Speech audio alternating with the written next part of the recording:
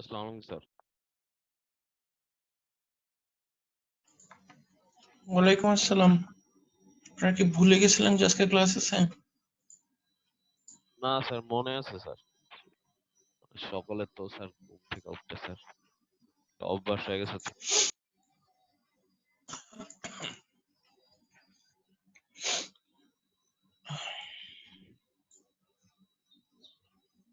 Sir আমি ফজর নামাজ পড়ে ঘুমাইছি তো স্যার, তাই। আচ্ছা আচ্ছা।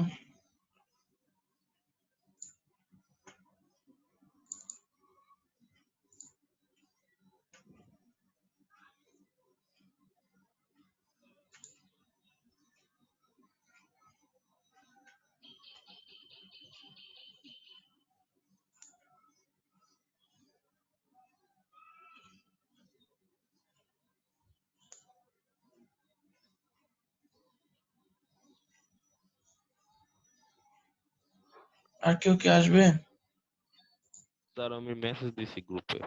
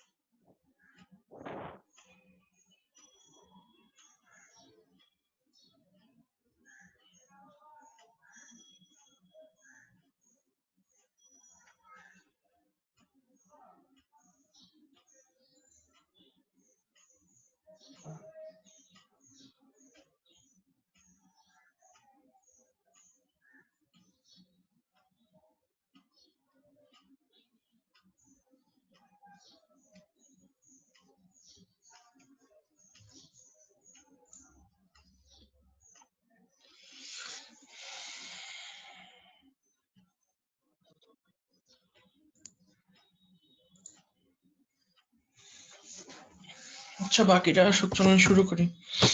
কালকে একজন কোশ্চেন করছিল না যে আমরা অ্যালুমিনিয়ামকে কেন ইউজ করি না ডোপেন্ট হিসাবে, আপনাদের মনে আছে? স্যার দুর্জয় করছিল। দুর্জয় করছিল। দুর্জয় তো নাই। সো এটার কোশ্চেনটা হলো কি আপনার এই অ্যালুমিনিয়াম বোরন হলে গিয়ে যেই ফোর্সে আশপাশের সিলিকন থেকে ইলেকট্রনকে টানতে পারে, অ্যালুমিনিয়াম তার থেকে দুর্বল ফোর্সে আশপাশ থেকে ইলেকট্রনকে টানে। তো দেখা যায় যে অ্যালুমিনিয়ামকে দিয়ে আপনি যদি ডোপিং করেন, তাহলে যেই পরিমাণ ডোপেন্ট আপনি ইউজ করছেন সেই তুলনায় কম বল পান। কিন্তু আপনি যখন বোরন ইউজ করেন তখন দেখা যায় যে বোরন খুব অ্যাক্টিভলি আশেপাশের সিলিকনের থেকে কোভ্যালেন্ট বন্ডের জন্য ইউজ করা যে ইলেকট্রন গুলোকে নিজের দিকে টেনে আনে। এই জন্য ওইটাতে বেশি হোল তৈরি হয় আর কি বোরন দিয়ে ডোপিং করলে। আরেকটা কারণ হলো কি আপনার ডিফিউশন রেট। অ্যালুমিনিয়াম দিয়ে আপনার যদি ডোপিং করা হয়, ওই অ্যালুমিনিয়ামটা কিছুদিন পরই যেই জায়গাটাতে আপনি ডোপিং করছেন এর থেকে আশপাশে ছড়ায় পড়ে। সো দেখা যায় যে আপনি যেই চিপটা বানাইছেন বা যে সেমিকন্ডাক্টর ডিভাইসটা বানাইছেন সেই ডিভাইসটার লাইফ টাইম কমে যায়, কিন্তু বোরন অনেক আস্তে আস্তে ডিফিউজ হয়। সো সেই ক্ষেত্রে দেখা যায় ওটা অনেকদিন পর্যন্ত যেই ধরনের অ্যাট্রিবিউট আপনি এক্সপেক্ট করেন ওই ধরনের অ্যাট্রিবিউট দেখে। সো এই দুইটা কারণ, আরো কিছু কারণ আছে, মেইনলি এই দুইটা কারণে আপনার অ্যালুমিনিয়ামকে ইউজ করা হয় না, বোরন ইউজ করা হয়। আচ্ছা। আর স্যার বোরনটা তো স্যার মানে বললেন যে স্যার মানে যে গতিতে স্যার মানে ইলেকট্রন গুলো আকর্ষণ করে এই অ্যালুমিনিয়াম সেটা পারে না।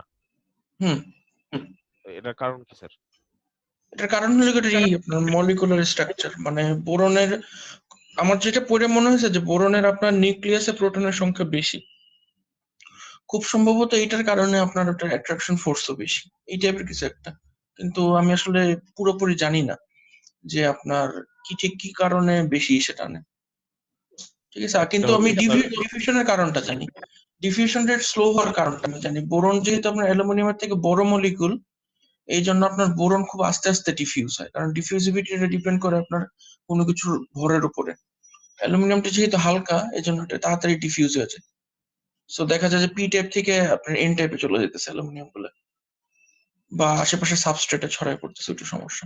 তবে গতির ব্যাপারটা ঠিক, মানে সরি গতি না, মানে বেশি ফোর্সে কেন ইলেকট্রনকে আকর্ষণ করে এটা আমি ঠিক জানি না। এটা খুব সম্ভবত আপনার বোরনের ভিতরে প্রোটন বেশি, এটা একটা কারণ হতে পারে, তবে আমি পুরোপুরি শিওর না। জি স্যার। আচ্ছা, সেটাই হোক। চলেন তাহলে আজকে যেটা দেখার কথা সেটা আমরা দেখবো। সেটা হলো গতকালকে আমরা একটা জিনিস দেখছিলাম যে P type N type semiconductor কিভাবে আমরা তৈরি করি, আর ডায়োডের জাস্ট বেসিক প্রিন্সিপালটা আমরা দেখছিলাম, খুব ইন ডিটেল কিছু দেখিনি। জাস্ট ফরওয়ার্ড বায়াসিং এ ডায়োড কিভাবে কাজ করে এটা দেখছিলাম, এবং আপনাদেরকে বলছিলাম যে ভিডিও দেখে এবং বই পড়ে রিভার্স বায়াসটা কিভাবে কাজ করে এটা আপনারা দেখে নেবেন পরে। তো আজকে আমরা যে জিনিসটা আলোচনা করব সেটা হলো কি আপনার সেমিকন্ডাক্টরের ভিতরে যে বিভিন্ন ধরনের কারেন্ট ফ্লো করে, এই কারেন্ট গুলো আমরা বুঝবো আর কি, যে কি ধরনের কারেন্ট ফ্লো করে। এটা যদি বুঝি তাহলে দেখা যাবে আপনাদের ডায়োড বুঝতেও যেরকম সুবিধা হবে, ডায়োডের বদলে আপনি যদি অন্য কোনো সেমিকন্ডাক্টিং ম্যাটেরিয়াল, সেমিকন্ডাক্টিং ডিভাইস যদি পড়েন, মসফেট, বিজিটি, দেখা যাবে একই প্রিন্সিপাল, মোরলেস একই প্রিন্সিপাল কাজ করবে। ঠিক আছে। তো সেমিকন্ডাক্টরের মধ্যে মেইনলি দুই ধরনের কারেন্ট আমরা দেখতে পারি। সেই দুই ধরনের কারেন্টের প্রথমটা হলো কি ড্রিফট কারেন্ট, আর দুই নম্বরটা হলো কি ডিফিউশন কারেন্ট।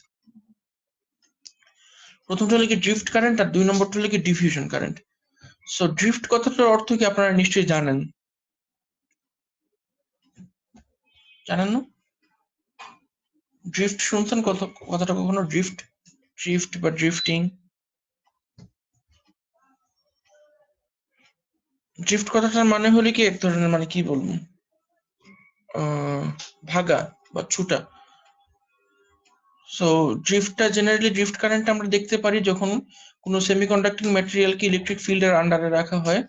সো সেমিকন্ডাক্টিং ম্যাটেরিয়ালের দুই পাশে ইলেকট্রিক ফিল্ড অ্যাপ্লাই করা হয়, তখন এটার মধ্যে যে ইলেকট্রন বা হোল গুলো আছে এটা চেষ্টা করে যে ইলেকট্রিক ফিল্ডের দিক অনুযায়ী একদিকে ছুটার। সো ওই ছোটাছুটির কারণে যে কারেন্টটা উৎপন্ন হয় ওটাকে আমরা বলি হলো ড্রিফট কারেন্ট। জি স্যার। কোনো কোশ্চেন আছে? স্যার আমি আর কি ড্রিফট সম্পর্কে আগে জানতাম যে স্যার গেমে শুনছিলাম, মানে গেমে একটা ছিল স্যার, মানে হ্যাঁ। আস্তে আস্তে যাওয়া স্যার, ব্রেক করে করে যাওয়া স্যার। হ্যাঁ। ও, বুঝতে পারছি। না না, এটার সাথে ওটা সম্পর্ক নাই।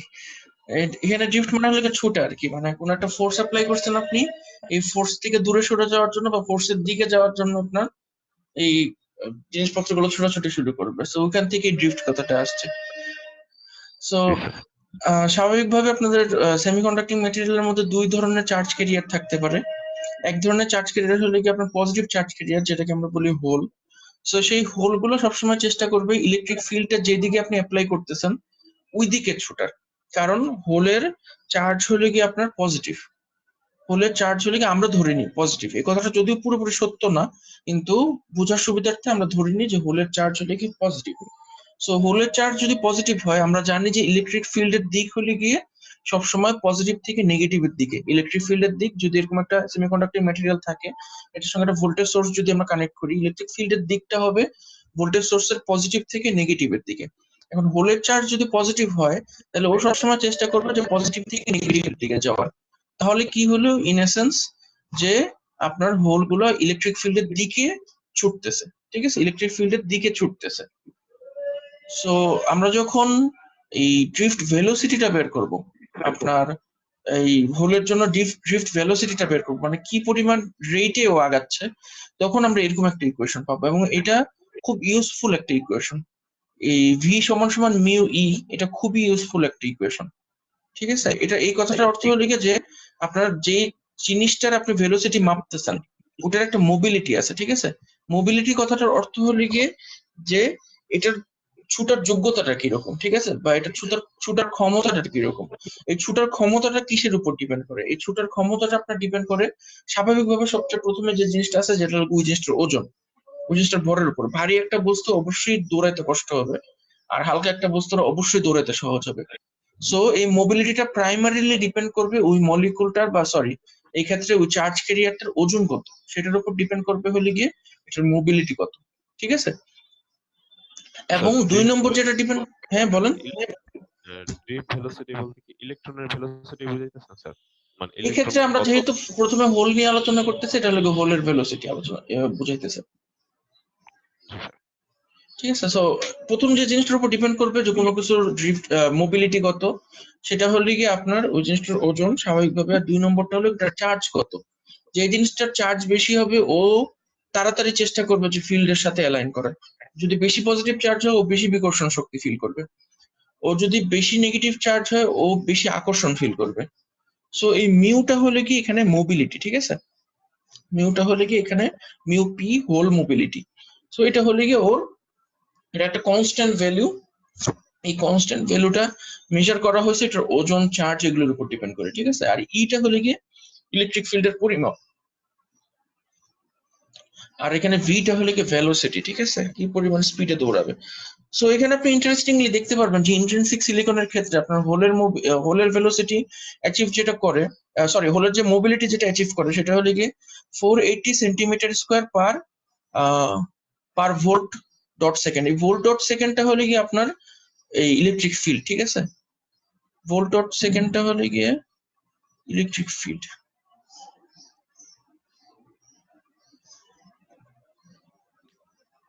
Electric field sir? দাঁড়ান, ইলেকট্রিক ফিল্ডের ইকুয়েশনটা কি? ইলেকট্রিক ফিল্ডের ইকুয়েশনটা জানেন আপনারা? ইলেকট্রিক ফিল্ডের ইকুয়েশন কি? না স্যার। না থাকলে লিখতে পারেন, ভি সমান সমান ইডি। এটা হলো ইলেকট্রিক ফিল্ডের ইকুয়েশন, ঠিক আছে। ও হ্যাঁ স্যার, এটা জানি তো স্যার। ভি সমান সমান ইডি, তাহলে ইলেকট্রিক ফিল্ডের ইকুয়েশন হলো ভোল্ট বাই মিটার, ঠিক আছে, ভোল্ট পার মিটার। ইলেকট্রিক ফিল্ডের আপনার একক হলো ভোল্ট পার মিটার, ঠিক আছে। আর জি স্যার।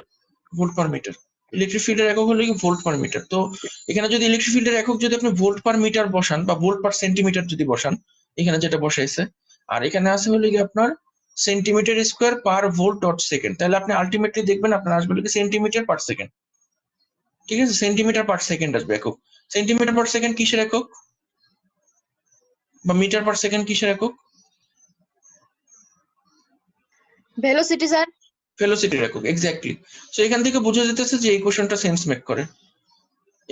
এইটা নিয়ে মোবিলিটি এবং এই ড্রিফট ভেলোসিটি নিয়ে আমার অনেক দুঃস্মৃতি আছে আর কি।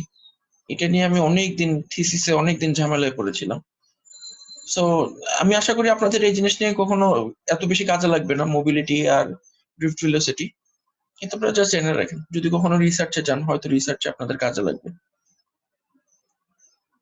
ঠিক আছে, সো এখান থেকে আমরা দেখতে পারলাম যে ইলেকট্রনটা হোলটা যে গতিতে ছুটতেছে, এই ছোটার স্পিডটা আমরা বের করতে পারতেছি। সো এটা ছোটার স্পিডটা যদি আমরা বের করতে পারি তাহলে অবশ্যই কি পরিমাণ কারেন্ট যাচ্ছে এটা আমরা বের করতে পারবো। ঠিক আছে, সো কারেন্টের সঙ্গে এটা ছোটার স্পিডের সম্পর্কটা কি দেখেন। সো আমরা যদি হোলের কারেন্টটা বের করতে চাই যে হোলের ফলে কি পরিমাণ টোটাল কারেন্ট যাচ্ছে, সেটা ডিপেন্ড করবে হলে কি আপনার সেমিকন্ডাক্টিং যে ম্যাটেরিয়ালটা আছে সেটার ক্রস সেকশনাল এরিয়া এ এবং ফান্ডামেন্টাল চার্জ হলে গিয়ে আপনার কিউ, তারপর হলে গিয়ে আপনার এই অবশ্যই এই যে ড্রিফট ভেলোসিটি এইটা, আর হলে গিয়ে আপনার এখানে পি জিনিসটা কি, পি জিনিসটা হলো কনসেন্ট্রেশন অফ হোলস। ঠিক আছে, যে কি পরিমাণ হোল আপনার ওই ম্যাটেরিয়ালের মধ্যে আছে। সো এই ইকুয়েশনটা আপনাদের এখানে মুখস্থ করতে হবে। এই ইকুয়েশনটা এখানে আপনার বুঝতে গেলে অনেক ঝামেলা হবে। ঠিক আছে, সো এই ইকুয়েশনটা আপনাদেরকে মুখস্থ থাকতে হবে যে এ কিউ পি ভি, এটার মধ্যে এ হলে গিয়ে ক্রস সেকশন এরিয়া, কিউ হলে গিয়ে ফান্ডামেন্টাল চার্জ, পি হলে গিয়ে কনসেন্ট্রেশন, আর ভি হলে গিয়ে আপনার ড্রিফট ভেলোসিটি। আপনারা চাইলে এই জিনিসটা প্রমাণ করতে পারেন যে এই টোটাল জিনিসটা থেকে আপনার কারেন্ট আসবে। ঠিক আছে, কিভাবে আপনি হিসাব করবেন, এ আপনারা জানেন যে এ মানে হলে গিয়ে মিটার স্কোয়ার, কিউ মানে হলে গিয়ে কুলম্ব, আর পি মানে হলে গিয়ে আপনার পার মিটার কিউব। ঠিক আছে, concentration, number of electron per number of hole per metre cube. So এটার একক হলে গিয়ে পার মিটার কিউব, আর এটার একক হলে গিয়ে মিটার পার সেকেন্ড। এখন আপনারা যদি এই টোটাল জিনিস হিসাব করেন, হিসাব করলে আপনারা দেখবেন যে এখানে আসবে হলে গিয়ে অ্যাম্পিয়ার। সো এই জিনিসটা আপনারা চেক করে দেখতে পারেন যে এটা সমান সমান আপনার অ্যাম্পিয়ার আসে নাকি। ঠিক আছে, সিমিলারলি আমরা যদি ইলেকট্রনের জন্য যদি ড্রিফট ভেলোসিটিটা বের করি, তাহলে ইলেকট্রনের জন্য আমরা ইন্টারেস্টিংলি কি দেখবো, যে হোলের যে দিকে হোলগুলো যে দিকে ছুটবে, ইলেকট্রনগুলো অবশ্যই তার বিপরীত দিকে ছুটবে, কারণ হোলের চার্জ আর ইলেকট্রনের চার্জ উল্টা। ইলেকট্রনগুলো চেষ্টা করবে ইলেকট্রিক ফিল্ডের উল্টা দিকে যাওয়ার, পজিটিভের দিকে যাওয়ার। এই জন্য আমরা ইলেকট্রনের ড্রিফট ভেলোসিটি ডিফাইন করবো হলে গিয়ে সামনে একটা নেগেটিভ দিয়ে। এটার মানে হলেই আমাদের রেফারেন্স যে ভেলোসিটি আছে, বা আমরা ইলেকট্রিক ফিল্ডের দিকটাকে আমরা ধরতেছি হলে রেফারেন্স, ওই রেফারেন্সের বিপরীত দিকে হলে গিয়ে আমার ইলেকট্রন গুলো দৌড়াইতেছে। সো ওইটার ইকুয়েশনটা আমরা পাবো হলে গিয়ে মাইনাস মিউ ই, উল্টা দিকে যাচ্ছে। তো সিমিলারলি এটার কারেন্টটা যদি আমরা বের করি, যেটার কারেন্টটা আমরা পাবো হলে গিয়ে মাইনাস। ঠিক আছে, এটা কারেন্টটা আমরা মাইনাস কেন পাবো বলতে পারেন? ভি এর মানের ভিতরে তো নেগেটিভ আছেই। ঠিক আছে, কারণ ও উল্টা দিকে দৌড়াচ্ছে। কারেন্টের মানটা মাইনাস কেন হবে একটু বলতে পারবেন আমাকে? না স্যার। কারেন্টের মানটা মাইনাস হবে কারণ দেখে না, ইলেকট্রন যেদিকে যাচ্ছে আমরা সবসময় ধরে নিই না কারেন্ট তার উল্টা দিকে যাচ্ছে।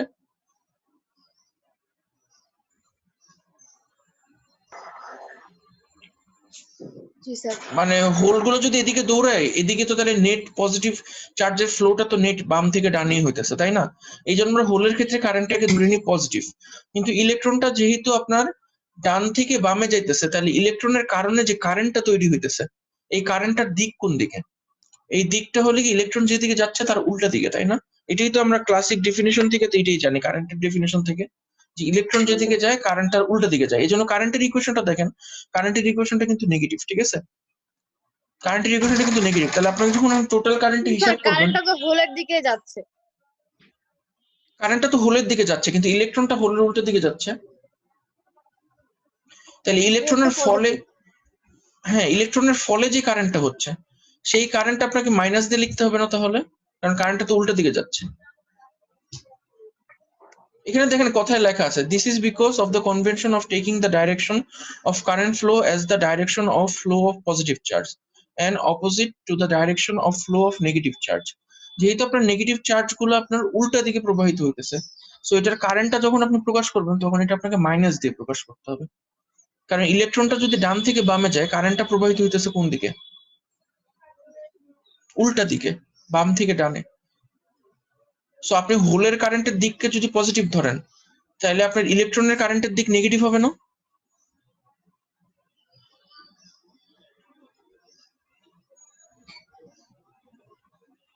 কারো কি জিনিসটা বুঝতে সমস্যা হচ্ছে?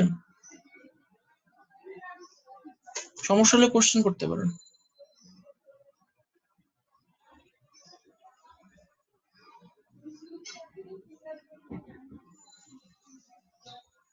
সমস্যা নাই। ঠিক আছে, সমস্যা না থাকলে সমস্যা নেই। তাহলে আমরা যখন টোটাল কারেন্টটা যদি হিসাব করি, তাহলে টোটাল কারেন্টের ইকুয়েশনটা কি হবে কেউ বলতে পারবেন?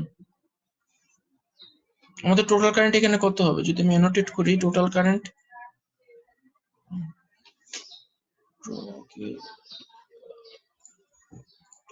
কত আসবে? টোটাল কারেন্ট সমান সমান আসবে হলে গিয়ে আইপি প্লাস, এইভাবে আমরা টোটাল কারেন্টটাকে লিখতে পারবো না? যে হোলের কারণে যে কারেন্টটা যাচ্ছে আর ইলেকট্রনের কারণে যে কারেন্টটা যাচ্ছে, দুটোর যোগফলই হবে হলে কি আমার টোটাল ড্রিফট কারেন্ট। বুঝতে পারছেন না কোনো সমস্যা আছে?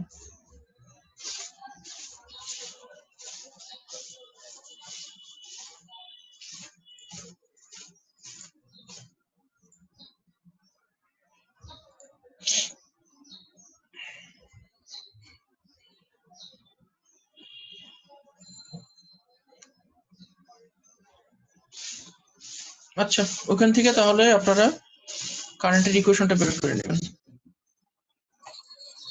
ঠিক আছে, তাহলে আমরা সেকেন্ড টাইপ অফ কারেন্ট এখন দেখবো। সেকেন্ড টাইপ অফ কারেন্ট হলো কি আপনার ডিফিউশন কারেন্ট।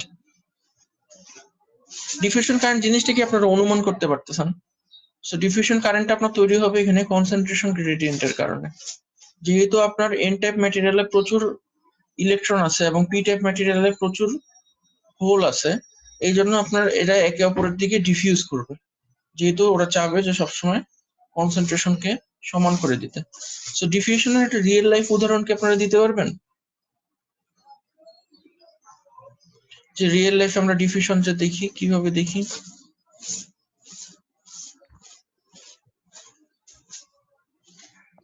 ডিফিউশন মানে তো স্যার ছড়িয়ে পড়া স্যার। হ্যাঁ, এটা আপনারা মানে প্রতিদিন লাইফে কোথায় দেখেন? এই স্যার বাথরুমে স্যার, পানির কলে স্যার। পানির কলে কিভাবে? তো পানিটা ছড়িয়ে পড়তেছে না, বা পানির পাম্পে স্যার। পানিটা ছড়িয়ে পড়তেছে কিন্তু ডিফিউশনের কারণে না। পানিটা কি ডিফিউশনের কারণে ছড়িয়ে পড়তেছে? তাহলে স্যার এই সূর্যের আলো, এটাও তো স্যার ডিফিউশন। সূর্যের আলো তো রেডিয়েশন। সূর্যের আলো হলে কি আপনার রেডিয়েশন, সূর্য একটা বড় একটা হট একটা বডি, এই জন্য ওখান থেকে আপনার রেডিয়েট করতেছে। ওটাকে আমরা আলো হিসেবে দেখি, এনার্জিটাকে আলো হিসেবে দেখি। আর কোন উদাহরণ আছে আপনাদের কাছে ডিফিউশনের?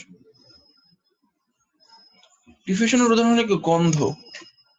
গন্ধ হলে কি ডিফিউশনের উদাহরণ?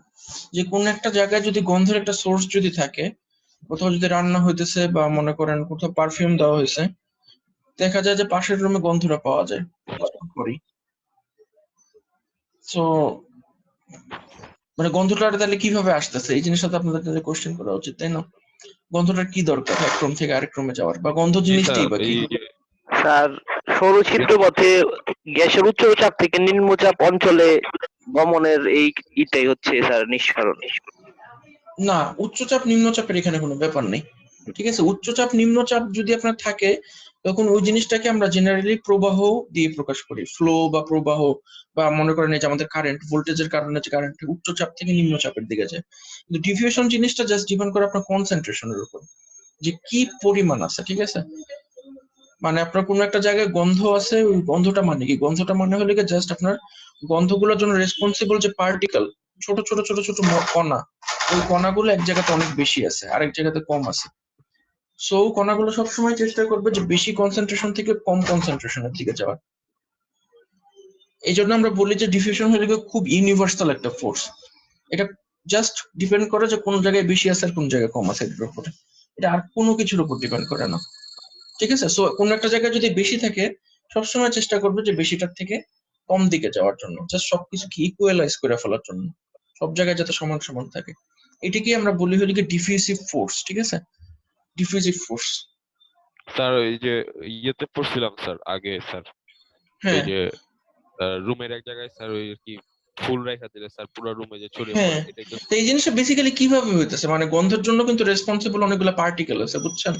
সো এই পার্টিকেল গুলো আপনাদের নাকের মধ্যে স্পেশাল কতগুলা সেন্সর আছে। ওই সেন্সর গুলো কি করে, এই পার্টিকেল গুলোর সঙ্গে টেম্পোরারিলি বাইন্ড করে, বুঝছেন?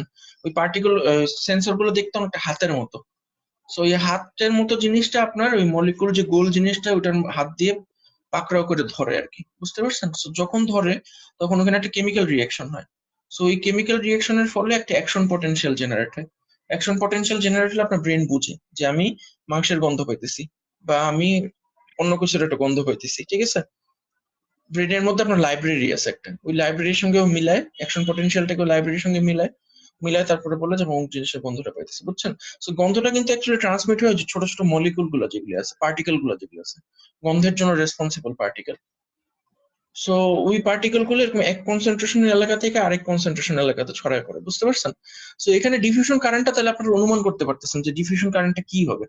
ডিফিউশন কারেন্টটা হবে যে যে জায়গায় আপনার বেশি কনসেন্ট্রেশনে যে জিনিসটা আছে ও চেষ্টা করবে যে কম কনসেন্ট্রেশনের এলাকাতে ছড়ায় পড়ার জন্য, ঠিক আছে? সো আপনার মনে করেন পি টাইপে বেশি কি আছে, হোল, ও সবসময় চেষ্টা করবে যে এন টাইপে চলে যাওয়ার। এন টাইপে আছে হলে কি ইলেকট্রন, ও চেষ্টা করবে পি টাইপে চলে যাওয়ার, কারণ ও দেখবে যে আমি এক জায়গায় বেশি গিজ গিজ করতেছি, আমি বেশি আছি, সো আমি চেষ্টা করবো কম কনসেন্ট্রেশন এলাকায় গিয়ে সব জায়গার কনসেন্ট্রেশন সমান করে ফেলার। বুঝতে পারছেন আমার কথাটা? সো এখন ওইটার জন্য যে আপনার কারেন্টটা হবে, এই কারেন্টটাকে আমরা জি স্যার। কিভাবে ডিফাইন করবো?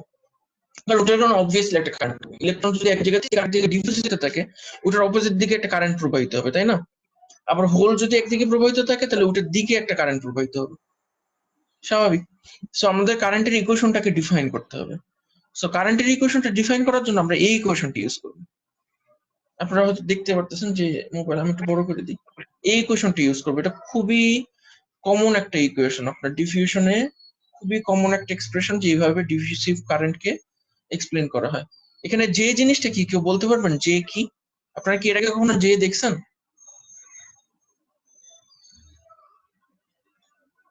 যে দিয়ে কি প্রকাশ করে? যে দিয়ে প্রকাশ করা হলে কারেন্ট ডেনসিটি, বুঝছেন? যে দিয়ে প্রকাশ করা হলে কারেন্ট ডেনসিটি। কারেন্ট ডেনসিটি মানে আর কিছুই না, কারেন্ট ডেনসিটি মানে হলে current divided by cross sectional area. So কোন জায়গার কারেন্ট যদি আপনার থাকে হলে গিয়ে আই, কোন জায়গার কারেন্ট যদি থাকে আই, ওটাকে যদি ক্রস সেকশনাল এরিয়া মানে কোনো কিছুর মিটার স্কোয়ার দিয়ে আপনি ভাগ করে দেন, ওটাই তাহলে আপনি পাবেন হলে গিয়ে এই কারেন্ট ডেনসিটি। বুঝতে পারছেন? সো তাহলে কারেন্ট ডেনসিটি, হ্যাঁ বলেন। চার্জ ডেনসিটি পড়ছিলাম স্যার, কিন্তু কারেন্ট ডেনসিটি পড়িনি। ও আচ্ছা আচ্ছা, ঠিক আছে। তাহলে আপনার কোনো জায়গায় যদি কারেন্ট ডেনসিটি থাকে, তাহলে কারেন্ট ডেনসিটিটাকে আপনি যদি মিটার স্কোয়ার দিয়ে গুণ করে দেন, তাইলেই আপনি পাবেন হলে গিয়ে কারেন্ট। বুঝতে পারছেন? তাইলেই আপনি পাবেন হলে গিয়ে কারেন্ট। সো এটা নিয়ে কনফিউজ মানে বেশি কঠিন মনে করার কিছু নেই। আপনাদেরকে জাস্ট যেটা করতে হবে এই ইকুয়েশন গুলা বুঝে বুঝে মুখস্থ করতে হবে, বুঝতে পারছেন? আপনাদের এই ইকুয়েশন গুলো বুঝে বুঝে মুখস্থ করতে হবে। সো কারেন্ট ডেনসিটি যদি এখানে দেওয়া থাকে, কারেন্ট ডেনসিটিটাকে আমরা কিভাবে ডিফাইন করব? আমরা ডিফাইন করব হলে গিয়ে একটা থাকবে হলে গিয়ে আপনার ডিফিউজিভিটি, ডিপিটা হলে গিয়ে এখানে ডিফিউজিভিটি, বুঝতে পারছেন? সো ডিফিউজিভিটি জিনিসটা কি? ডিফিউজিভিটি হলো কি কোনো একটা মলিকুল বা কোনো একটা পার্টিকেলের ডিফিউজ করার টেন্ডেন্সি কত সেটা প্রকাশ করে হলে কি ডিফিউজিভিটি, বুঝতে পারছেন? তো স্বাভাবিকভাবে আমাদের মনে কোশ্চেন আসবে যে একটু আগে আমরা যে দেখলাম মোবিলিটি, সো মোবিলিটি আমরা দেখলাম যে কি কির উপর ডিপেন্ড করে। সিমিলারলি আমাদেরকে দেখতে হবে ডিফিউজিভিটি কি কির উপর ডিপেন্ড করে। সো আপনাদের কমন সেন্স থেকে কি মনে হয় ডিফিউজিভিটি কি কির উপর ডিপেন্ড করবে?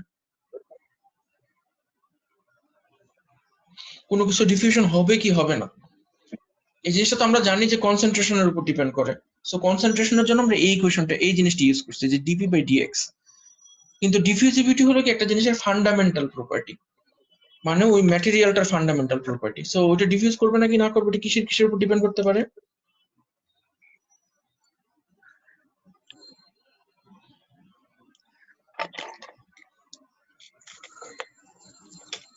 বলতে পারবেন যে মানে কোন কোনো কিছু এক জায়গা থেকে আরেক জায়গায় যাইতে চাবে নাকি চাবে না, এটা তো একটা প্রবাবিলিটি। এই প্রবাবিলিটিটা কিসের উপর ডিপেন্ড করতে পারে? মলিকুলের উপর নাকি স্যার? হ্যাঁ, বুঝিনি। মলিকুলের উপর? হ্যাঁ অবশ্যই মলিকুলের উপর, কিন্তু আরেকটু যদি স্পেসিফিক হইতে চান তাহলে মলিকুলের কিসের উপরে, মানে মলিকুলের কি কি প্রপার্টির উপর ডিপেন্ড করবে? যেমন মনে করেন আমি আপনাকে একটা জিনিস একটা ক্লু দিতে পারি, যেমন মলিকুলার সাইজ, ঠিক আছে?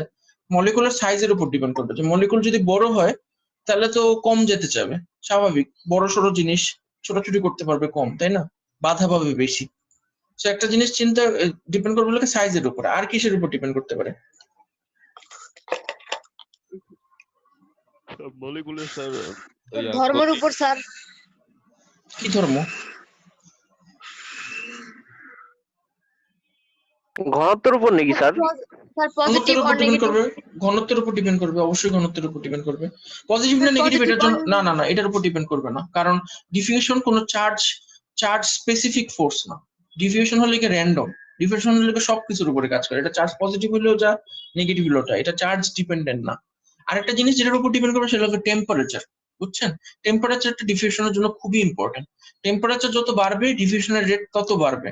কারণ কি? কারণ টেম্পারেচারের সাথে সাথে জিনিসপত্র ছোটাছুটি বেশি করে, গরম স্যার হলে তাহলে জিনিসপত্র প্রেসারের বেশি। ইফেক্ট নাই কেন স্যার?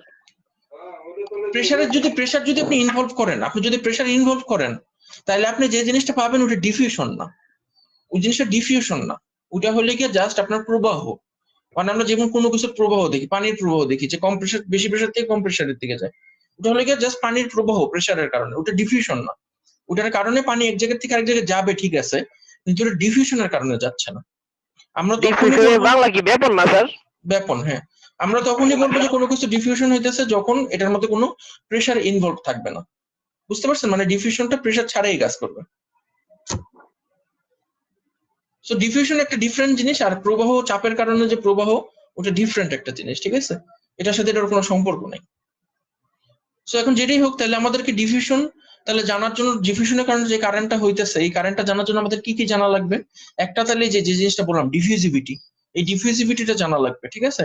আরেকটা জানা লাগবে হলো কি dp by dx. Dp by ডিএক্সটা এখন কি?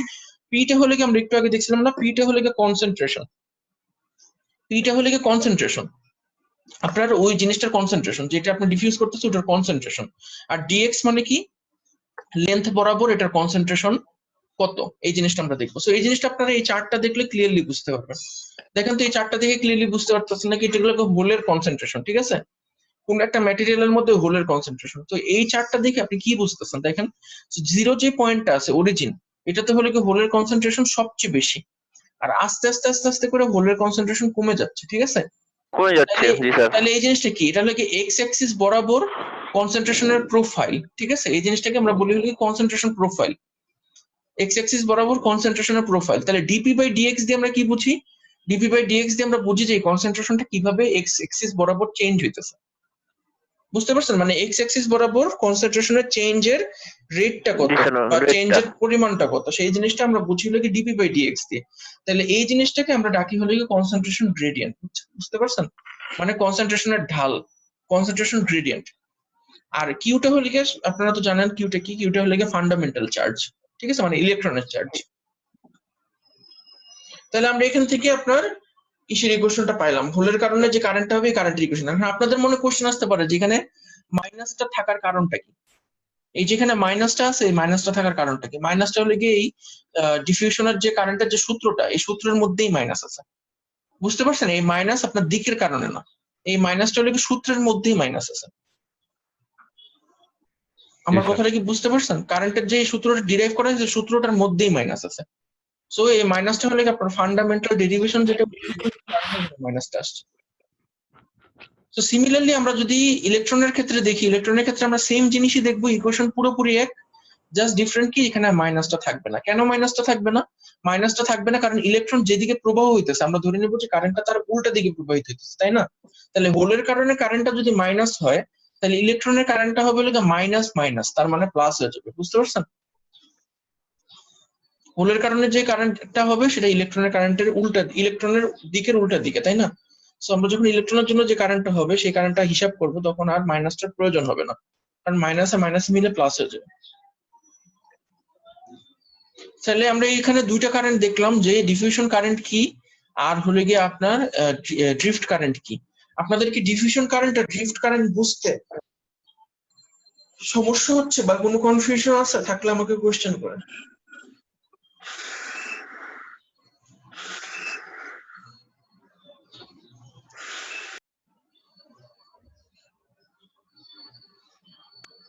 স্যার সিলেবাস কি শেষ? কি যে বলেন, সিলেবাস ফার ফ্রম বিং শেষ। সিলেবাস শেষ হতে 1 মাসের মতো সময় লাগবে আরো। আমরা চেষ্টা করবো নেক্সট উইকে সিলেবাস যতটুকু পারি শেষ করে দেওয়ার। আর বাকিটুকু যদি আপনাদের কোনোদিন ক্লাস খুলে তাহলে সেই দিন পড়বো আমরা। বলেন ডিফিউশন ড্রিফট কারেন্ট বুঝতে আমি তো জানি যে আপনাদের সমস্যা হবে, কারণ এই ডিফিউশন ড্রিফট কারেন্ট নিয়ে আমার কাজ ছিল কিছুদিন আগে। সো ওই জিনিসটা বুঝতে আমার 1 সেমিস্টারের মতো সময় লাগছিল, পুরোপুরি বুঝতে 1 সেমিস্টারের মতো সময় লাগছিল। আমি শুধু এই diffusion current, drift current, concentration profile এগুলি নিয়েই পড়ালেখা করছি। সো আমি এক্সপেক্ট করি না আপনারা ম্যাজিক্যালি এরকম এক ক্লাসে শিখে ফেলবেন ব্যাপারটা। সো আপনাদের কোশ্চেন থাকলে আপনারা করেন বা পরবর্তীতে পরেও কোশ্চেন করতে পারেন। স্যার ইমিশনে মনে হয় স্যার চাপের একটা বিষয় থাকে তাই না? কিসের মধ্যে একটু বলেন তো? ইমিশন জি স্যার। ইমিশন হ্যাঁ থাকতে পারে। ইমিশনের মধ্যে চাপও থাকতে পারে, ডিফিউশনও থাকতে পারে। কারণ ইমিশন তো আপনার চাপের কারণে, ইমিশন আমরা জেনারেলি কিসের ক্ষেত্রে ইউজ করি? সবচেয়ে কমনলি আমরা ইউজ করি মনে করেন ইঞ্জিনের ক্ষেত্রে। ইঞ্জিনের ক্ষেত্রে আমি ইমিশন কথাটা অনেক ইউজ করি, যে কি পরিমাণ কার্বন ডাইঅক্সাইড আর কার্বন মনোক্সাইড ইমিশন করতেছে, ঠিক আছে? তো ইমিশনটা আমরা যখন ইউজ করি তখন কি বুঝি? যে ইঞ্জিনের মধ্যে যে আপনার ওই এক্সেস যে গ্যাসটা বের হইতেছে, ওই গ্যাসটা আপনার এক্সস্ট দিয়ে বের হয়ে যায়, ঠিক আছে? তো ওইখানে অবশ্যই চাপের একটা ব্যাপার থাকে, কারণ এই গ্যাসটা প্রচন্ড চাপে বের হয়ে যায়। সো ওইখানে আপনার চাপের একটা ব্যাপার থাকে ইমিশনে, অবশ্যই ওখানে চাপের একটা ব্যাপার থাকে। কিন্তু আমি কখনো আর কি মানে প্রবাহ টবাহ পড়তে ইমিশন কথাটা তেমন একটা পড়িনি। ইমিশন মানে কি দিচ্ছে এখানে? নিঃসরণ।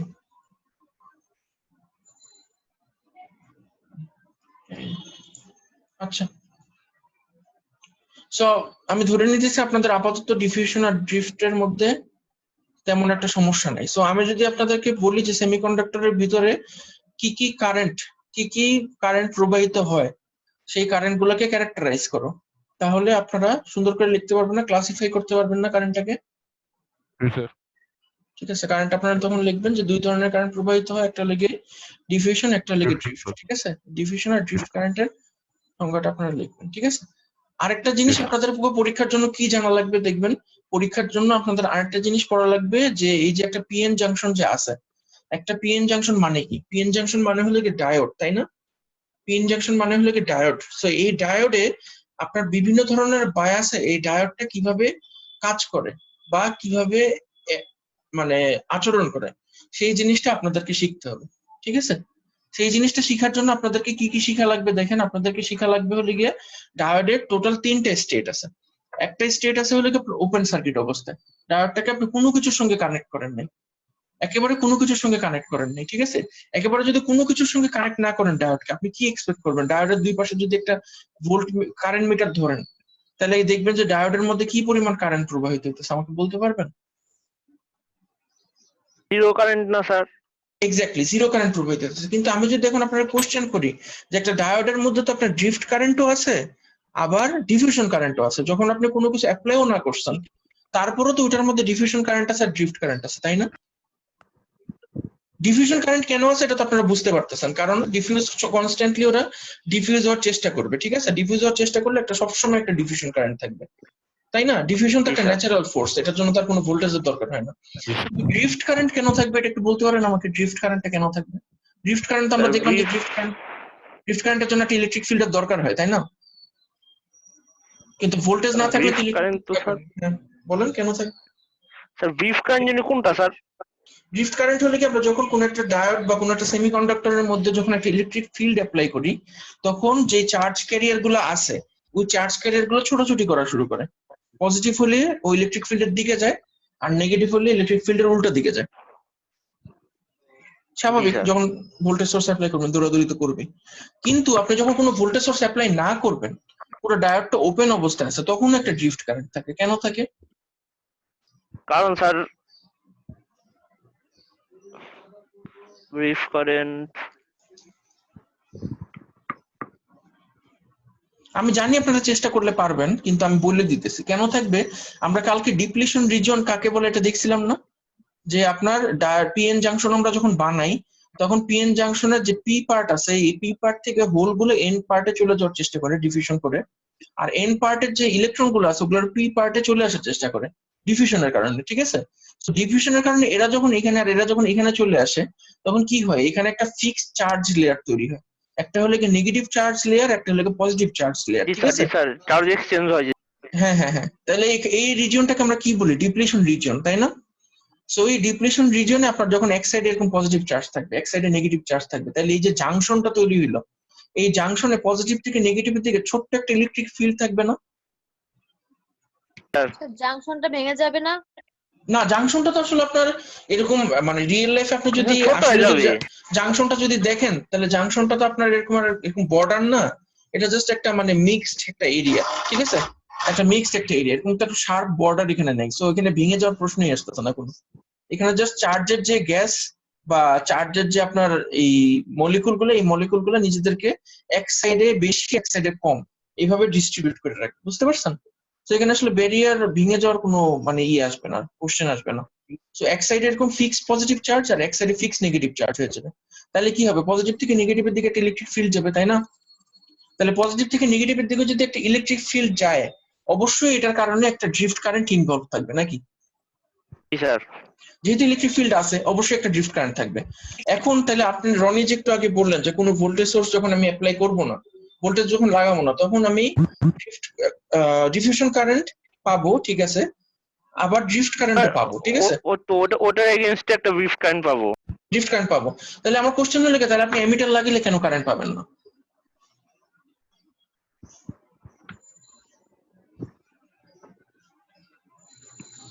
স্বাভাবিকভাবে কোশ্চেন আসতেই পারে যে এরকম যদি ছোটাছুটি নিজেরাই করতে থাকে, তাহলে আমি সুন্দর একটা এমিটার লাগে ফ্রিতে কারেন্ট পেয়েই যেতে পারি।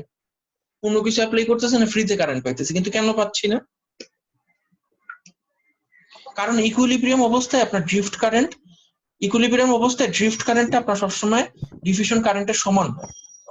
কেন সমান হয় জানেন? কারণ এই যে ড্রিফট কারেন্টটা তৈরি হইতেছে না, এই যে ইলেকট্রিক ফিল্ডে এদিকে কারণে একটা ড্রিফট কারেন্টটা তৈরি হইতেছে না, এই ড্রিফট কারেন্টটা আপনার ডিফিউশনকে বাধা দেয়। আপনি যদি একটু ভালো করে চিন্তা করেন, তাহলে দেখবেন এই যে এখানে একটা ইলেকট্রিক ফিল্ড তৈরি হয়েছে, এই ইলেকট্রিক ফিল্ডে কিন্তু ট্রাই করবে যে এই হোলগুলো যাতে আর ডিফিউজ না হয়, কারণ হোলগুলো হলে কি পজিটিভলি চার্জ, তাই না?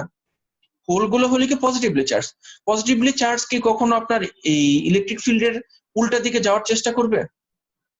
পজিটিভ চার্জ সবসময় ইলেকট্রিক ফিল্ডের দিকে যাওয়ার চেষ্টা করে না, কারণ ইলেকট্রিক ফিল্ড এদিকে থাকার মানেটা কি? ইলেকট্রিক ফিল্ড এদিকে থাকার মানে হলো কি এই সাইডটা তুলনামূলকভাবে পজিটিভ আর এই সাইডটা হলো কি তুলনামূলকভাবে নেগেটিভ, তাই না? ভোল্টেজের দিক থেকে, মানে ভোল্টেজের দিক থেকে যদি ভোল্টেজটা লিখি, তাহলে এটা হলো কি পজিটিভ ভোল্টেজ, এটা হলো নেগেটিভ ভোল্টেজ। তাহলে হোল চার্জ ক্যারিয়ার পজিটিভ যেগুলো, এগুলোকে কোন চেষ্টা করবে পজিটিভের দিকে যাওয়ার, ও তো বিকর্ষণ ফিল করবে, তাই না? তাহলে আমরা কি দেখবো যে একটা সময় যে ড্রিফট কারেন্টটা ডিফিউশন কারেন্টকে ক্যান্সেল আউট করে দেবে ইকুইলিব্রিয়াম অবস্থায়। সো আপনার ইকুইলিব্রিয়াম অবস্থায়, ওপেন সার্কিট অবস্থায় আপনার আইডি সমান সমান কি? আইডি হলে কি আপনার ডিফিউশন কারেন্ট, ঠিক আছে, আর আইএস হলে কি ড্রিফট কারেন্ট। আইডি সমান সমান আইএস, তাই না? জি স্যার। এখন একটা ইন্টারেস্টিং জিনিস, আরেকটা ইন্টারেস্টিং জিনিস চিন্তা করে আপনি দেখেন যে আপনি যদি একটা হোল হইতেন, ঠিক আছে, আপনি নিজেকে একটা হোলের সঙ্গে তুলনা করেন, একটা হোল খুব সহজেই আপনার এই ব্যারিয়ার পর্যন্ত আসতে পারবে, ডিফিউশনের কারণে খুব সহজেই এই ব্যারিয়ারটাতে আসতে পারবে, তাই না? কিন্তু যখনই এই ব্যারিয়ারটাতে আসবে, আইসা দেখবে যে এখানে একটা ইলেকট্রিক ফিল্ড আছে, আমি তো আর যাইতে পারতাম না, তাই না? তাহলে ও এখানে দেখবে যে এখানে আমি যাইতে, আমি এখানে আরো বেশি বাধা পাইতেছি, ঠিক আছে? সো আপনি মনে করেন একটা ইসেকে, বলকে উপরের দিকে ছুঁড়ে মারলেন, ঠিক আছে?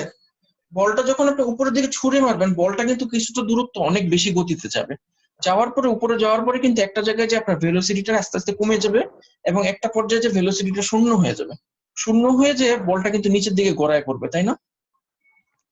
কিসের কারণে? আমরা গ্র্যাভিটির কারণে, অভিকর্ষের কারণে, ঠিক আছে? তো তখন আমরা কি বলি যে বলটা যখন নিচ থেকে আমি ছুঁড়ে মারি, ছুঁড়ে মারার মুহূর্তে কিন্তু আমার পটেনশিয়াল এনার্জিটা একদম কম থাকে, পুরাটাই থাকে হলো কাইনেটিক এনার্জি, তাই না? কিন্তু একদম যখন উপরে পৌঁছে যায়, যখন ভেলোসিটি শূন্য হয়ে যায়, তখন কাইনেটিক এনার্জি কত? সর্বোচ্চ শূন্য। কাইনেটিক এনার্জি তখন শূন্য। ভেলোসিটি যদি না থাকে, কাইনেটিক এনার্জি আসবে কোথা থেকে? কাইনেটিক এনার্জি তো mv স্কয়ার, তাই না? কাইনেটিক এনার্জি শূন্য। তখন কাইনেটিক এনার্জি যদি শূন্য হয়, তাহলে আপনার এই পটেনশিয়াল এনার্জি তখন কত হবে? সবচেয়ে বেশি। তখন ওই পটেনশিয়াল এনার্জিটা আবার কাইনেটিক এনার্জিতে রূপ নিয়ে নিচের দিকে পড়ে, ঠিক আছে, কাটাকাটি হয়ে যায়। তাহলে আপনার যদি একটা হোলের মতো করে আপনি যদি চিন্তা করেন, হোলটা এখান থেকে যাইতেছে, সহজভাবে যাইতেছে, যাওয়ার পর এখানে দেখলো হঠাৎ করে এখানে একটা পটেনশিয়াল ব্যারিয়ার, মানে আমি এখান থেকে উঠতে যেতে পারতেছি না। কারণ কি? কারণ এখানে একটা পটেনশিয়াল ব্যারিয়ার আছে। এই পটেনশিয়াল ব্যারিয়ারটা কে ক্রিয়েট করতেছে? এই যে ইলেকট্রিক ফিল্ড, তাই না? সো তাহলে ইলেকট্রিক ফিল্ড থেকে আমরা পটেনশিয়াল ব্যারিয়ারটা কিভাবে হিসাব করব? দেখেন, পটেনশিয়াল ব্যারিয়ারটা যদি হয় ভি নট, তাহলে এটা কিভাবে হিসাব করবো আমরা? ইলেকট্রিক ফিল্ড আমরা জানবো, আর জানবো কি ডিপ্রেশন লেন্থ, ডিপ্রেশন এখানে একটা উইথ আছে না, এখানে একটা ডিপ্রেশন উইথ আছে না, এটাকে আমরা বলি WD। এই ডিপ্রেশন রিজনের একটা উইথ আছে তো, প্রস্থ আছে তো, এই প্রস্থটাতে যদি আমরা গুণ করে দিই তাইলে আমরা কি পাবো? V সমান সমান ED। তাহলে আমরা ভোল্টেজটা পেয়ে যাবো না, যে কি পরিমাণ ভোল্টেজের ব্যারিয়ার ওকে পার হইতে হবে, পটেনশিয়াল এনার্জির ব্যারিয়ার পার হইতে হবে পোলটাকে এইখান থেকে এখানে যাওয়ার জন্য।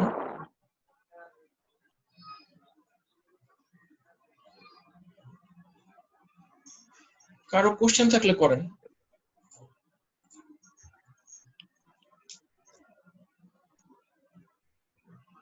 বুঝতে পারছেন এই জিনিসটা সবাই? সো এই পটেনশিয়াল ব্যারিয়ারটাকে আপনার বলে হলো কি ব্যারিয়ার ভোল্টেজ। বুঝতে পারছেন? সো সব পিএন জাংশনে এরকম একটা ব্যারিয়ার ভোল্টেজ থাকে, যে কোন একটা হোল যদি এক সাইড থেকে আরেক সাইডে যেতে চায় তাহলে ওকে সবসময় এই ব্যারিয়ার ভোল্টেজটা পার করে তারপরে আসতে হবে। ক্লিয়ার? সো এই ব্যারিয়ার ভোল্টেজটা আপনার ম্যাটেরিয়াল টু ম্যাটেরিয়াল ডিপেন্ড করে। সো আপনারা তো সবাই জানেন যে সিলিকনের যদি একটা ডায়োড থাকে বা সিলিকনের যদি একটা পিএন জাংশন থাকে, ওটার ব্যারিয়ার ভোল্টেজ কত হবে? মুখস্থ না এটা আপনাদের ইন্টারমিডিয়েট থেকে? না স্যার। 0.7 ভোল্ট মনে করে দেখেন, পড়ছেন আপনার ইন্টারমিডিয়েটে। জি স্যার। কোন একটা ডায়োডের অ্যাক্টিভেশন ভোল্টেজ কত? 0.7 না? জি স্যার। স্যার ঠিক I আছে, not equal to 0.7 V naught, 1 I V not, হ্যাঁ। ভি নট সমান সমান 0.7 ভোল্ট। আর জার্মানিয়ামের জন্য আমার হলো মনে মনে হয় নাই। 0.5। এটা মনে করবেন, এটা খুব সহজ। ঠিক আছে, এগুলি আসলে মানে আপনাদের স্যার তাহলে অ্যামিটার লাগাইলে কি হবে স্যার আলটিমেটলি? জিরো, মানে কিছুই তো নেই। জি স্যার। ঠিক আছে, সো আপনারা সিমিলারলি আমি যেরকম আপনাকে এরকম ওপেন সার্কিটটা পড়াইলাম, আপনারা এরকম ফরওয়ার্ড বায়াস কালকে যেটা দেখছেন ফরওয়ার্ড বায়াস, ঠিক আছে, ওই ফরওয়ার্ড বায়াস আর রিভার্স বায়াসের জন্য আপনারা এরকম আইডি আর আইএস এর ক্যারেক্টারিস্টিক্সটা দেখবেন। ঠিক আছে, এটা আপনাদের অবশ্যই এই ডায়োড চ্যাপ্টার থেকে পরীক্ষায় যদি কোনো কোশ্চেন আসে অবশ্যই এই কোশ্চেনটা আসবে। ঠিক আছে, যে আপনার কোনটা স্যার? ফরওয়ার্ড বায়াস আর রিভার্স বায়াসের ডায়োডের ক্যারেক্টারিস্টিক্স বিশ্লেষণ করো। তখন আপনারা কি করবেন? আপনারা সিম্পলি আইডি আর আইএস এর সম্পর্কটা দেখাবেন, আর এই যে ভোল্টেজের যে ব্যারিয়ারটা আছে না, এই যে ব্যারিয়ার ভোল্টেজ, এই ব্যারিয়ার ভোল্টেজটা কি হবে? ফরওয়ার্ড বায়াসের সময় ছোট হয়ে যাবে আর রিভার্স বায়াসের সময় আরো বড় হয়ে যাবে। ঠিক আছে, এই জিনিসটা কিভাবে হচ্ছে এই জিনিসটা আপনারা বুঝে বুঝে পরীক্ষার খাতা সুন্দর করে বুঝাবেন। বইয়ের মধ্যে অত্যন্ত সুন্দরভাবে বলে দেওয়া আছে। ঠিক আছে, সো আপনারা বই থেকে পড়ে নিতে পারেন, আর আমি আপনাদেরকে একটা নোট প্রোভাইড করবো, আপনারা নোট থেকেও পড়ে নিতে পারেন। ঠিক আছে, কিন্তু আপনারা এই জিনিসটা মনে রাখবেন, এটা আপনাদের অবশ্যই পড়া লাগবে যে ফরওয়ার্ড আর রিভার্স বায়াসে ডায়োড কিভাবে আচরণ করে, যেটা আমাদের পরের চ্যাপ্টারে আরো সুন্দর করে দেওয়া আছে। যে ডায়োড যে চ্যাপ্টারটা, এই ডায়োড চ্যাপ্টারে সুন্দর করে দেওয়া আছে ফরওয়ার্ড এবং রিভার্স আরো বায়াসে চ্যাপ্টার ডায়োড। আছে? আমি বলি আপনাদের সিলেবাসে কি কি আছে। আপনাদের সিলেবাসে আসলে কি ইন্ট্রোডাকশন টু সেমিকন্ডাক্টর, ঠিক আছে, তারপরে আসলে কি ডায়োড, এরপরে আসলে কি বিজেটি, তারপরে আসলে কি এমপ্লিফায়ার, পাওয়ার এমপ্লিফায়ার, ভোল্টেজ এমপ্লিফায়ার, তারপরে আসলে কি আমি বলি তার সিলেবাসটা আমার হাত, photo sensor, transducer, integrated circuit, transistor circuit configuration. এটা হলো কি আপনাদের পুরো ইলেকট্রনিক্স এর সিলেবাস। ঠিক আছে, আর আমরা পড়াই নেই কি কি জানেন? আমরা ইলেকট্রিক্যাল হ্যাজার্ড এখনো পড়ি নেই, সিস্টেম প্রোটেকশন এখনো পড়ি নেই, সাবস্টেশন এখনো পড়ি নেই। ওইটার মধ্যে এই সংখ্যক টপিক আছে। স্যার বলার দরকার নেই, পড়ার দরকার নেই স্যার। আমি জানি না সিলেবাস কে করছে, আসলেই জানি না। আমার সিলেবাস দেখে চক্ষু চড়াক গাছ হয়ে গেছে। ঠিক আছে, তো যেটি হোক, তাহলে ডায়োডের ফরওয়ার্ড বায়াস রিভার্স বায়াস আমরা দেখলাম। সো ডায়োডের ফরওয়ার্ড বায়াস রিভার্স বায়াসের সঙ্গে আপনাদের যে জিনিসটা আরেকটা জানতে হবে সেটা হলো কি এই ছবিটা। আমার মনে হয় এই ছবিটা আপনারা ইন্টারমিডিয়েটে দেখছেন, তাই না? এটা হলো কি ডায়োডের কারেন্ট কিভাবে ভোল্টেজের সঙ্গে ভ্যারি করে। এই ছবিটা আপনারা দেখছেন, আপনারা কি মনে করতে পারেন ছবিটা? মাথার ভিতরে বাড়ি দিতে হইবে স্যার। আচ্ছা বাড়ি দেন, দেখেন মনে পড়ে নাকি আমি ততক্ষণ বুঝাইতে থাকি। ঠিক আছে, সো একটা ডায়োডের মধ্যে আপনি যখন ফরওয়ার্ড বায়াস দেন, ডায়োডের মধ্যে দেখি কি সাথে সাথে কারেন্ট যায়? আমরা কি শিখছি? ডায়োডের মধ্যে আপনি ফরওয়ার্ড বায়াস যদি দেন, এই কথাটার অর্থটা কি? এই কথাটার অর্থটা হলো কি আপনি পজিটিভের সঙ্গে পজিটিভ কানেক্ট করছেন আর নেগেটিভের সঙ্গে নেগেটিভ কানেক্ট করছেন, তাই না? ডায়োডের সিম্বলটা কি? চলেন আমরা দেখি ডায়োডের সিম্বলটা কি। ডায়োডের সিম্বলটা কি সমস্যা? শেয়ার কি বন্ধ হয়ে গেছে না আছে? আছে আছে। আচ্ছা, ডায়োডের সিম্বলটা হলে কি এরকম, তাই না? এটা হলো কি ডায়োডের পজিটিভ সাইড, এটা হলো কি নেগেটিভ সাইড, ঠিক আছে? সো ডায়োডের পজিটিভের সঙ্গে যদি আমরা পজিটিভ কানেক্ট করি আর নেগেটিভের সঙ্গে যদি নেগেটিভ কানেক্ট করি তখন ডায়োডের মধ্যে কারেন্ট প্রবাহিত হয় না। আর যদি উল্টাটা করি তখন আর কারেন্ট প্রবাহিত হয় না, ওটাকে আমরা বলি রিভার্স বায়াস। তো ফরওয়ার্ড বায়াসে আপনি যখনই ভোল্টেজ দেন সাথে সাথে কি কারেন্ট প্রবাহিত হওয়া শুরু করে? ভোল্টেজ দিলে দেখেন ওই যে একটু আগে আমরা দেখছিলাম না যে একটা ব্যারিয়ার ভোল্টেজ থাকে, না না স্যার না, তখন এই সাথে সাথে না। ব্যারিয়ার ভোল্টেজের থেকে বেশি ভোল্টেজ আপনি যদি অ্যাপ্লাই করেন শুধুমাত্র তখনই আপনার কারেন্ট প্রবাহিত হবে, তাই না? সো আমাদের ব্যারিয়ার ভোল্টেজ আমরা সিলিকনের ক্ষেত্রে কত দেখছি? সিলিকনের ক্ষেত্রে আমরা ব্যারিয়ার ভোল্টেজ দেখছিল কি 0.7 ভোল্ট। 0.7। তাইলে আপনার এটা মনে করেন সিলিকনের একটা ডায়োড, ঠিক আছে? সিলিকনের একটা ডায়োড, তাহলে এখানে যখন 0.5 ভোল্ট যখন ক্রস করবে তখন হালকা করে কারেন্ট যাওয়া শুরু করবে, আস্তে আস্তে করে কারেন্ট যাওয়া শুরু করবে। কিন্তু যেই মাত্র আপনার 0.7 ভোল্ট ক্রস করবে তখন দেখেন কারেন্ট কেমন একটা লাফ দিছে, এটা দেখছেন? তখন ঠাস করে কারেন্টটা বেড়ে যায়, তখন আমরা কি বলি যে ওই ডায়োডটা অ্যাক্টিভ হয়েছে, ঠিক আছে? ওই ডায়োডটা তখন পুরোপুরি অ্যাক্টিভ হয়েছে, তার মানে তখন আমাদের পুরোপুরি ফরওয়ার্ড বায়াসটা অ্যাক্টিভেট হয়েছে, ঠিক আছে? কিন্তু সিমিলারলি যদি আপনারা পিছনের দিকে যান, ডায়োডের মধ্যে যদি পিছনের দিকে যান তাহলে কি হবে? ডায়োডের যদি রিভার্স বায়াস আপনারা অ্যাপ্লাই করেন তাহলে আমরা কি আইডিয়াল কেসে কি এক্সপেক্ট করি? যে ডায়োডের মধ্যে কোনো কারেন্ট যাবে না, তাই না? আমরা আইডিয়াল কেসে কি এক্সপেক্ট করি? ডায়োডের মধ্যে কোনো কারেন্ট যাবে না, কিন্তু প্র্যাকটিক্যালি কি হয়? প্র্যাকটিক্যালি স্টিল ডায়োডের মধ্যে দিয়ে একটা কারেন্ট পাস করে, ওই যে ডিফিউশনের কারণে। হ্যাঁ, যখন নাকি -7 এ যায় তখন কি স্যার বন্ধ নেই কারেন্ট প্রবাহ হওয়া? না, উল্টাটা হয়। দেখেন কি হয়, যখন আপনারা উল্টাটা অ্যাপ্লাই করেন তখন আমরা কি এক্সপেক্ট করি? কোনো কারেন্ট যাবে না, কিন্তু তারপরে খুবই ছোট, এই কারেন্টের মান খুবই ছোট, এই ছোট্ট একটা কারেন্ট পিছনের দিকে প্রবাহিত হয়। এই কারেন্টটা প্রবাহিত হওয়ার কথা না কিন্তু হয় ডিফিউশনের কারণে, ঠিক আছে? সো এই কারেন্টটাকে আমরা বলি হলো কি স্যাচুরেশন কারেন্ট। বুঝতে পারছেন? এটা আপনাদের জন্য জানা খুবই ইম্পর্টেন্ট যে স্যাচুরেশন কারেন্ট কাকে বলে। স্যাচুরেশন কারেন্ট হলো কি আপনি যখন রিভার্স বায়াস অ্যাপ্লাই করেন তখন কারেন্টটা যে একটা লিক করে, ডায়োডের মধ্যে দিয়ে যে একটা কারেন্ট লিক করে, এই কারেন্টটাকে আমরা বলি হলো কি স্যাচুরেশন কারেন্ট। এবং এই কারেন্টটা হলো কি অলমোস্ট কনস্ট্যান্ট, এটা ভোল্টেজের উপর ভ্যারি করে না, এটা অলমোস্ট কনস্ট্যান্ট। বুঝতে পারছেন? তারপরে যেটা হয় যে একটা নির্দিষ্ট ভোল্টেজ আপনি যখন পার করেন, যেটাকে বলা হয় ব্রেকডাউন ভোল্টেজ, তখন কারেন্টটা আবার উল্টার দিকে ঠাস করে বেড়ে যায়। মানে আপনি যদি রিভার্স বায়াসে যদি আর আজকে শুধু আরেকটা জিনিস দেখাবো, আরেকটা জিনিস দেখাই শেষ করবো, কারণ ইলেকট্রনিক্সে তো আমাদের আর কোনো ক্লাস নাই। তো আজকে পর্যন্ত যা পড়াবো এটাই ইলেকট্রনিক্স এর সিলেবাস, ঠিক আছে? সো আপনাদের তাহলে 3টা রিজিয়ন জানা লাগবে। ডায়োডের 3টা রিজিয়ন আছে, অপারেটিং রিজিয়ন। একটা হলো গিয়ে ফরওয়ার্ড, একটা হলো গিয়ে রিভার্স, আর একটা হলো গিয়ে ব্রেকডাউন। বুঝতে পারছেন? 3টা রিজিয়ন সম্পর্কে আপনারা জানবেন। আপনার খাতা যদি থাকে তাহলে খাতায় একটু লিখে নেন। ডায়োডে আপনারা কি পড়বেন? ডায়োডে আপনারা 3টা রিজিয়ন আছে, এটা পড়বেন। একটা হলো ফরওয়ার্ড, একটা হলো রিভার্স, আর একটা হলো ব্রেকডাউন, ঠিক আছে? এই 3টা রিজিয়ন আপনারা সংজ্ঞা পড়বেন কিছু। একটা সংজ্ঞা পড়বেন হলে কি আপনার এই যে অ্যাক্টিভেশন ভোল্টেজ, একটা ডায়োডের অ্যাক্টিভেশন ভোল্টেজ বলতে কি বোঝেন, ভি নট বলতে কি বোঝেন, আর 2 নম্বর পড়বেন হলো স্যাচুরেশন কারেন্ট বলতে কি বোঝেন। স্যাচুরেশন কারেন্ট বলতে কি বোঝেন এটা পড়বেন। এবং এটার সাথে সাথে আপনারা এই ছবিটা বুঝবেন, এই যে এই ছবিটা আমরা গ্রাফটা আমরা দেখলাম, এই ছবিটা বুঝবেন। এই ছবিটার নাম হলো গিয়ে ডায়োডের আইভি ক্যারেক্টারিস্টিক্স, ঠিক আছে? সো পরীক্ষাতে যদি আপনার কোশ্চেন আসে ডায়োডের ফরওয়ার্ড এবং রিভার্স বায়াস বলতে কি বুঝো এবং ডায়োডের আইভি ক্যারেক্টারিস্টিক্স আঁকো, তাহলে আপনারা কি করবেন? আপনারা ফরওয়ার্ড এবং রিভার্স বায়াসটা বুঝাবেন, আইভি ক্যারেক্টারিস্টিক্সটা আঁকবেন এবং ওখান থেকে ফরওয়ার্ড এবং রিভার্স বায়াসটা বুঝাবেন, ঠিক আছে? এই চিত্রটা আঁকবো না? হ্যাঁ, এই চিত্রটা আঁকবেন। বুঝাতে পারবেন নাকি? আশা রাখি স্যার। এটার মধ্যে অনেক কঠিন কঠিন জিনিস ছিল, আমি কঠিন জিনিসগুলো টাচ করিনি। এই যে ইকুয়েশন গুলো, আপনার স্যাচুরেশন কারেন্টের ইকুয়েশন ছিল, তারপর আপনার ফরওয়ার্ড বায়াসে কারেন্টের ইকুয়েশন ছিল, রিভার্স বায়াসে কারেন্টের ইকুয়েশন ছিল। তো আপাতত আমি আপনাদেরকে এই জিনিসগুলো দেখাচ্ছি না, ঠিক আছে? তো আমি আপাতত যেহেতু দেখাচ্ছি না তার মানে আমি জিনিসগুলো পরীক্ষাতে দিব না, ঠিক আছে? এখন তাহলে আমরা লাস্ট যে টপিকটা দেখবো সেটা হলো কি আমরা ডায়োড কেন ইউজ করি, মানে এই যে পিএন জাংশন যে এতদিন 2 দিন ধরে শিখলাম, এই পিএন জাংশনের কাজটা কি সেই জিনিসটা দেখি আমরা ইলেকট্রনিক্স এর সিলেবাস আপাতত শেষ করব। যদি পরবর্তীতে কখনো ক্লাস শুরু হয় তো ভালো, না হলে নেই। আপনাদের আরো আইডিয়া আছে আমরা ডায়োড কেন ইউজ করি?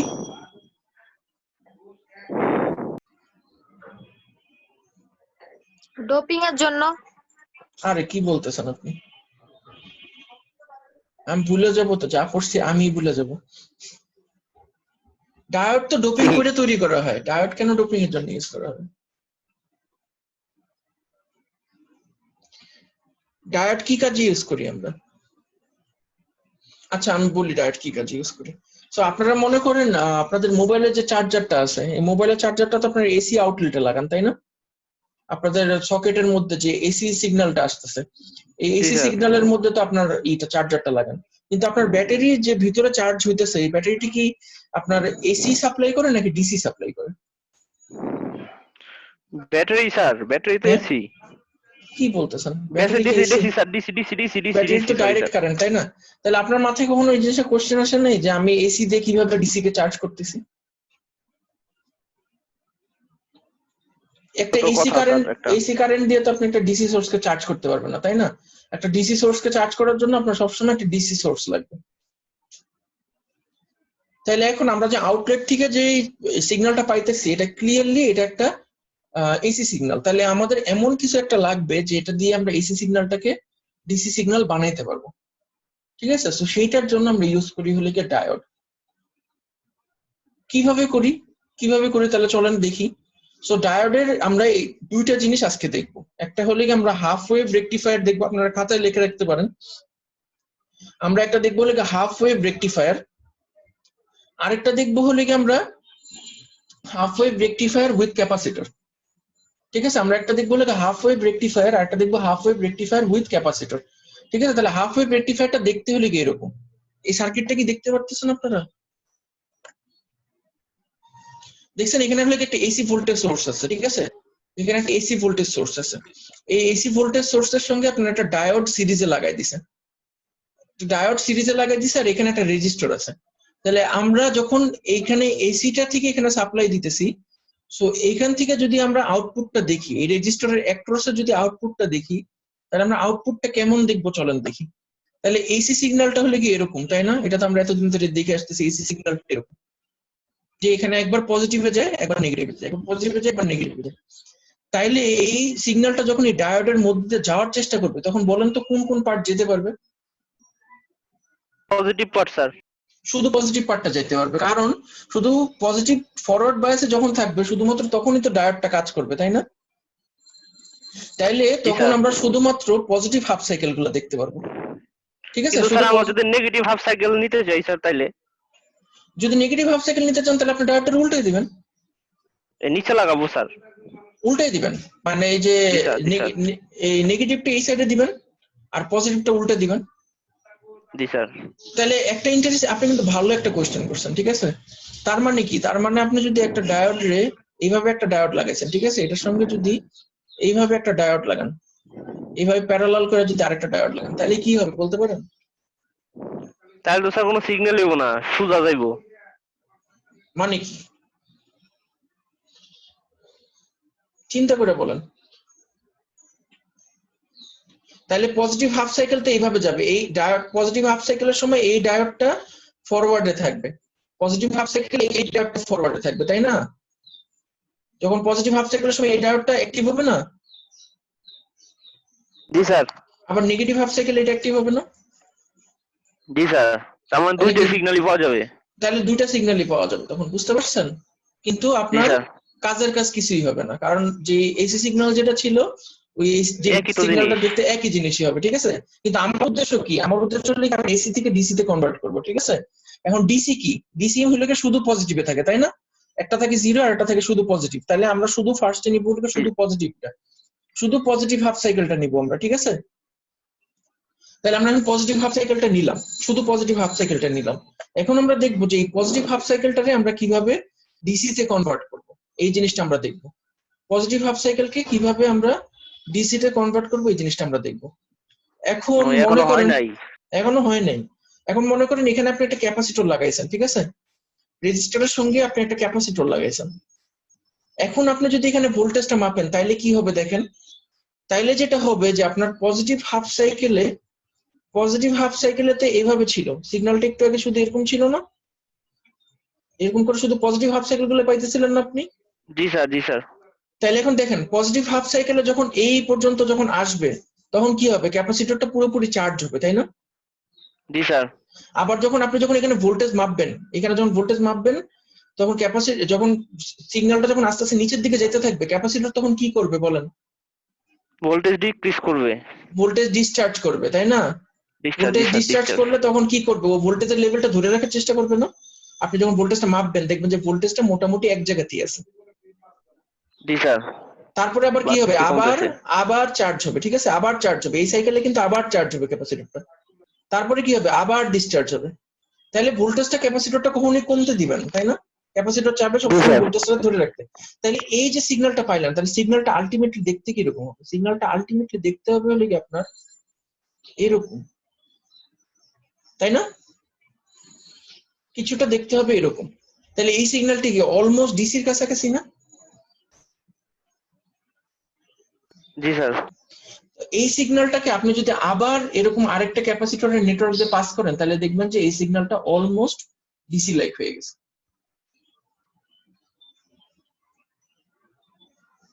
আমার কথাটা কি বুঝতে পারছেন? আমি জানি যে আপনাদের কোশ্চেন আছে, কিন্তু মানে আপাতত এখান থেকে বোঝার চেষ্টা করেন, আর এইটার মধ্যে যদি কোনো কোশ্চেন থাকে আমাকে করেন। এই জিনিসটা কি বুঝতে পারছেন যে ক্যাপাসিটর তাহলে আমরা কেন কেন কাজে লাগে আমাদের? এই আপনাদের চার্জারের ভিতরে কেন ক্যাপাসিটর কাজে লাগে, ক্যাপাসিটর আর ডায়োড?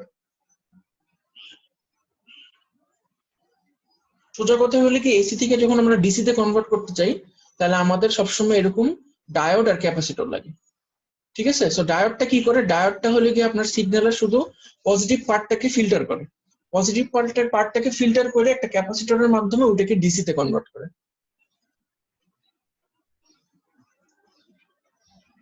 বুঝতে পারছেন? আর হ্যাঁ বলেন।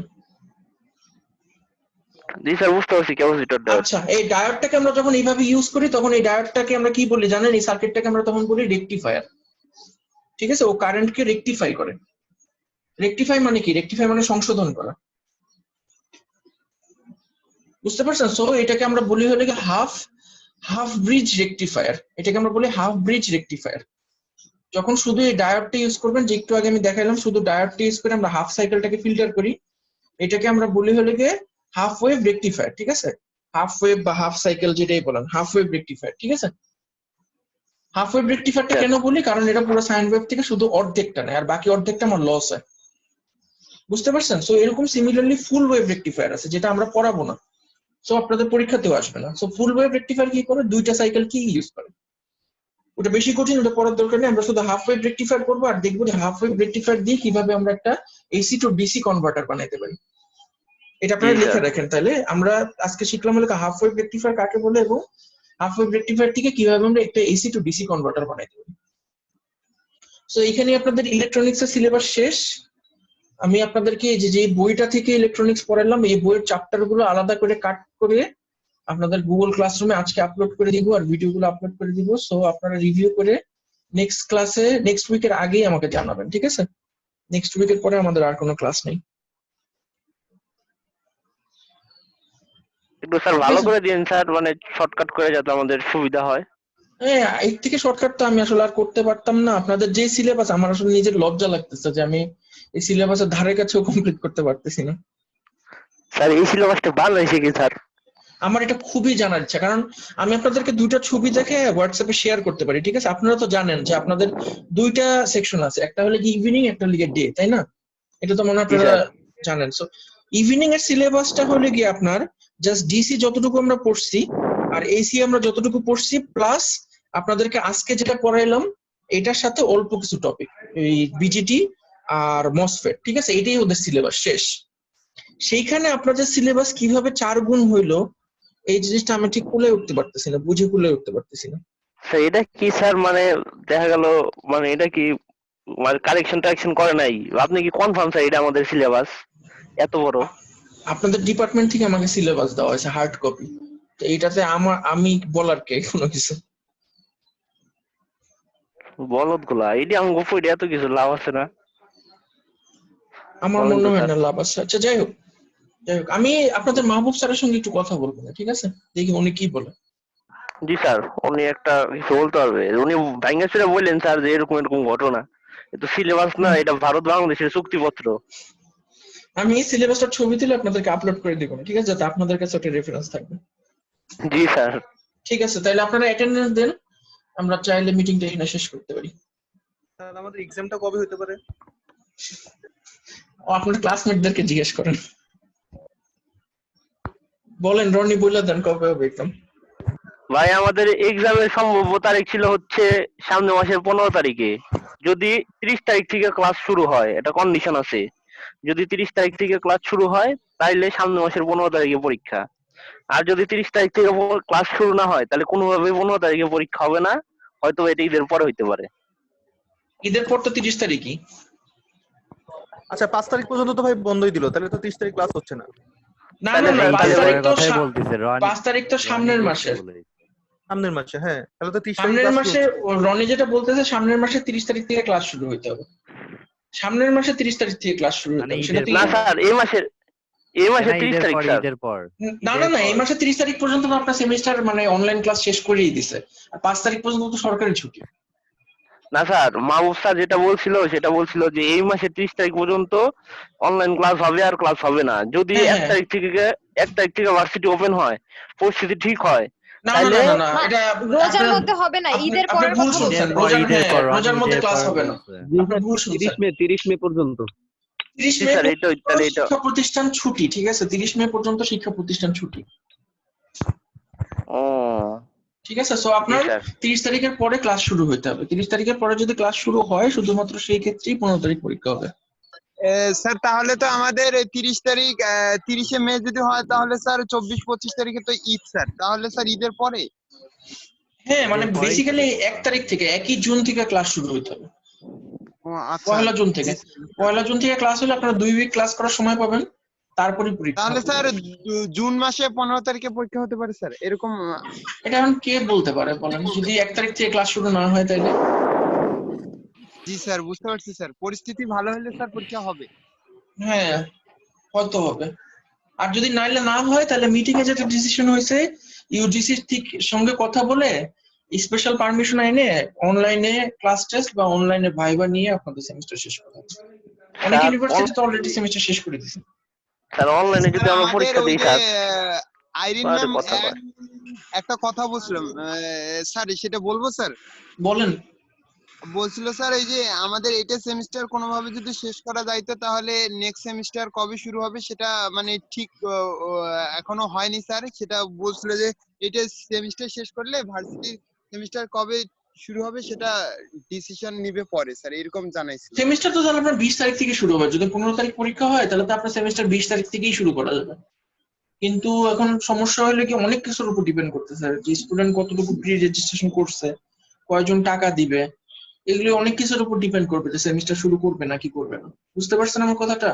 স্যার অনলাইনে যদি পরীক্ষা হয় স্যার, তাহলে কি মানে চলচাতুরি করার সুযোগ আছে কোনো? তা তো আছে। অনলাইনে পরীক্ষা হলে ফার্স্ট অফ অল অনলাইনের পরীক্ষা আপনার হবে ওপেন বুক, বই খাতা নোট যা আছে সবকিছু খোলা রেখে আপনি পরীক্ষা দিবেন, ঠিক আছে? এটা লাগে একটা এটা কি স্যার চলচাতুরি। শুধু ভাইবা? ভাইবা না, যদি রিটে মানে অনলাইনে কুইজ হয় আর কি, মানে যদি গুগল ফর্ম বা অন্য কোনো সফটওয়্যার দিয়ে যদি পরীক্ষা নেওয়া হয়, সেই ক্ষেত্রে আপনার তো বই খাতা সব ওপেন রাখতেই পারবেন। সো কোশ্চেনটা করা হবে ওটা মাথায় রেখে, ওপেন বুক মাথায় রেখেই কোশ্চেন করা হবে, তাই না? স্যার কোশ্চেন তো স্যার কঠিন করবেন আপনারা। না না, কোশ্চেন কঠিন করবে না। কোশ্চেন এমন করবে যাতে মানে আপনি জাস্ট তাহলে বই স্যার বই ঘাটলে উত্তর পাবেন না, এরকম কোশ্চেন বাহ করা বাহ হবে। বাহ বাহ বাহ। অঙ্ক দেওয়া হবে, যেমন মনে করেন অঙ্ক তার। অনলাইনে যদি পরীক্ষা নিয়ে থাকে স্যার, হ্যাঁ, স্যার তাহলে স্যার আমার মনে হয় স্যার সবাইকে ইন্ডিভিজুয়ালি কোশ্চেন মনে হয় দিবেন স্যার। তাহলে স্যার সবাই কোশ্চেন নিয়ে খোঁজাখুঁজিতে এটা ব্যস্ত তো থাকবে। সম্ভব না করা। ইন্ডিভিজুয়ালি কোশ্চেন দেওয়া কি সম্ভব বলেন? আপনাদের ক্লাসে না হয় সম্ভব, আপনাদের ক্লাসে মনে করেন 14 জন 15 জন প্রেজেন্ট থাকে, আপনাদের ক্লাসে সম্ভব, ঠিক আছে? কিন্তু যেসব ক্লাসে 40 জন 41 জন স্টুডেন্ট, ওদেরকে ইন্ডিভিজুয়াল কোশ্চেন কেমনে তৈরি করবো আমি? জি স্যার, স্যার সেটাও একটা আরেকটা কথা। কথা, যে আমাদের একটা মার্কস ছিল, ওই যে ক্লাস টেস্ট থাকে, তারপরে হ্যাঁ, অ্যাসাইনমেন্ট থাকে স্যার, মার্কস গুলো কি করবেন স্যার এবার? এই মার্কসগুলো আপনার যদি মনে করেন পরীক্ষা ফাইনাল পরীক্ষা যদি না হয় তাহলে আমি জানি না এই মার্কসগুলো কিভাবে আমি করব, স্কেল আপ করব, ঠিক আছে? তবে আর সেই যদি ক্ষেত্রে ফাইনাল পরীক্ষা হয়, ফাইনাল পরীক্ষা যদি হয় তাহলে তো ফাইনাল পরীক্ষা 40% মার্ক ফাইনাল পরীক্ষা থেকেই আসবে, আর বাকি মার্কসটা আমাদেরকে ভাইবাটাই বা অ্যাসাইনমেন্ট এগুলি দেখায় কাটাইতে হবে আর কি। স্যার আমাদেরকে দিয়ে দিন স্যার পুরো মার্ক। হ্যাঁ, আপনারা একটা কাজ করেন না, আপনারা একটা মানে আপনাদের তো এখন কোনো প্রেজেন্টেশন নেওয়া যাবে না, ইউনিভার্সিটি থেকে বলে দিয়েছে যে আপনারা প্রেজেন্টেশন দিতে পারবেন না, ঠিক আছে? সো আপনারা রমজান মাসে একটা প্রেজেন্টেশন প্রিপেয়ার করেন, যদি সেমিস্টার যখনই ওপেন হবে আমরা একটা প্রেজেন্টেশন নিয়ে নেব না, ঠিক আছে? সো তাহলে আপনারা প্রেজেন্টেশন থেকে মার্কস পাবেন। সো রমজান মাসে তো আপনাদের তেমন কোনো কাজ নেই আসলে, So, তেমন কোনো কাজ মানে যদি স্যার- না থাকে তাহলে আপনারা একটু প্রেজেন্টেশন প্রিপেয়ার করেন, ল্যাব শিট গুলা লিখে ফেলেন। স্যার এগুলো না নিয়ে স্যার নাম্বার দেওয়া যায় না? আরো কত কিছু করলেই তো কত কিছু করা যায়, বলেন এত কিছু করে কি লাভ? কইলেন স্যার, এখন স্যার কি আর প্রেজেন্টেশনের ছেড়ে দিন স্যার। স্যার Presentation সেদিন তো করার- স্যার আমি একটা নিউজ শুনলাম স্যার, স্পেনে অনেক ইউনিভার্সিটিতে স্যার ওই যে সরকার জারি করছে একটা কথা যে মানে সবাইকে ওই সেমিস্টারে পাশ করে দেওয়ার জন্য স্যার। স্যার এরকম যদি আমাদের দেশে করা স্পেনের যেত- অবস্থা তো আর আপনাদের অবস্থা তো এক না, স্পেনে কয় হাজার মানুষ মারা গেছে, ওই দেশের আপনার অবস্থা আর আপনার দেশের অবস্থা তো এক না, ওই দেশে এখন হলে কেমন শোকের পরিস্থিতি চারপাশে, তো ওদের ওখানে তাহলে স্যার সেমিস্টার পাস আমাদের করে সবাই- দিয়েছে। আপনাদের এখানে যদি এখন 20,000 30,000 মানুষ মারা যায় তাহলে অবশ্যই বলে দেওয়া হবে যে সবাই পাস করে দেয়, আমার এখানে কোনো অবজেকশন থাকবে না। মরে যান ভাই। আপনারা জানেন যে এরকম একটা সিস্টেম আছে যে আপনার কোন স্টুডেন্ট যদি পিএইচডি বা এমফিল চলাকালীন অবস্থায় সুপারভাইজার যদি মারা যায় তাহলে ওদেরকে এরকম এক সেমিস্টার পাস করে দেওয়া হয়, জানেন? মানে ওখানে আর তো ওদের কোনো এক সেমিস্টারের পরীক্ষা অ্যাসেসমেন্ট এগুলি কিছু নেওয়া হয় না ওদেরকে। স্যার পাস না স্যার, আমাদের স্যার সবাই ই করে দেখ, সিজিপিএ 4 দিয়ে দেখ স্যার সবাই এই সেমিস্টারে। বাবা ভালোই, আপনি একটা সেটা কাজ ভালো করেন, স্যার। ক্লাস শেষ করে ঘুমাইতে যান। 500 টাকা বেশি দিলাম ভার্সিটিতে। এরকম ভার্সিটি তো অনেক আছে, 500 টাকা বেশি দিলে সার্টিফিকেট দিয়ে দেয়। আমার রাস্তার অপোজিটে একটা আছে, দোতলার বাসা ভাড়া করে 2 তলার মধ্যে একটা ইউনিভার্সিটি বানায় বসছে। পাবেন। আপনি যদি এখন নাম কি স্যার ভার্সিটির? গ্রিনরে যদি ওরকম ভার্সিটি বানায় ফেলান তাহলে তো সমস্যা, তাহলে কেমনে হবে বলেন? না স্যার এক হ্যাঁ, সেমিস্টার স্যার, তো আমরা যাইছি। সবকিছু করোনার কারণে স্যার এই জন্য আর কি। দেখা যাক, মানুষ যদি বেশি মারা যায় তাহলে হয়তো বা এরকম আসবে। এখন স্যার তাহলে কি এটাও- দোয়া করব বেশি মানুষ মরার জন্য? এটা আপনি দোয়া করতে পারেন, এটা আপনার পার্সোনাল ইচ্ছা, কিন্তু আমার আর কিছু বলার নেই, ঠিক আছে? ঠিক আছে স্যার। আচ্ছা, সবাই অ্যাটেন্ডেন্স দিচ্ছেন? জি জি স্যার। স্যার দিয়েছি। ঠিক আছে, তাহলে আপনাদের সঙ্গে আবার নেক্সট উইকে দেখা হবে, ভালো থাকেন আপনারা। স্যার ওই যে মেহেদি ইমাম নেটের কারণে আসতে পারতেছে না স্যার, ওর আইডিটা দেয়া আছে স্যার, একটু ঠিক আছে আমি তুলে রাখবো। আচ্ছা স্যার। থ্যাংক ঠিক ইউ আছে, স্যার। ভালো থাকবেন স্যার।